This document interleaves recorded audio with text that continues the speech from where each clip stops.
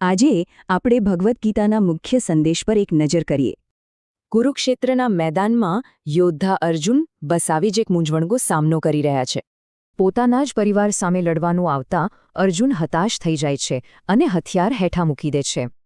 આ જ સમયે એમના સારથી ભગવાન કૃષ્ણ સાથેનો સંવાદ એક નવો માર્ગ ખોલે છે. આનો ઉકેલ શરૂ થાય છે આપણા સાચા સ્વસ્વરૂપને સમજવાથી. ભગવાન કૃષ્ણ સમજાવે છે કે શરીર તો નાશવંત છે પણ આત્મા નહીં. એટલે કે શરીર તો માત્ર એક વાસણ જેવું છે, અંદર રહેલો આત્મા ક્યારે નાશ પામતો નથી. આ રૂપક બતાવે છે કે કેવી રીતે આત્મા એક જીવન પછી બીજા જીવનમાં જાય છે.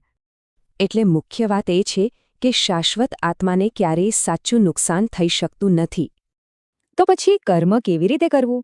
અહીં આવે છે કર્મયોગનો સિદ્ધાંત. આનો અર્થ છે કે કર્મ કરવા પર અધિકાર છે પણ તેના ફળ પર નહીં. બસ પોતાનું કામ પૂરા ધ્યાનથી કરો અને પરિણામની ચિંતા છોડી દો. સાચી શાંતિ કર્મમાંથી મળે છે, એના પરિણામમાંથી નહીં. પણ ગીતા આ માર્ગ પર આવતા અવરોધો વિશે પણ ચેતવે છે.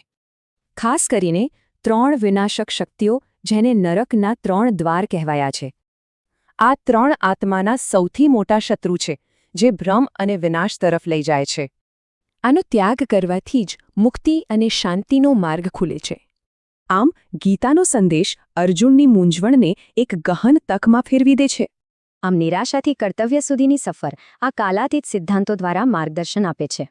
આ યુદ્ધભૂમિ આપણા સૌના જીવનના સંઘર્ષોનું પ્રતીક છે.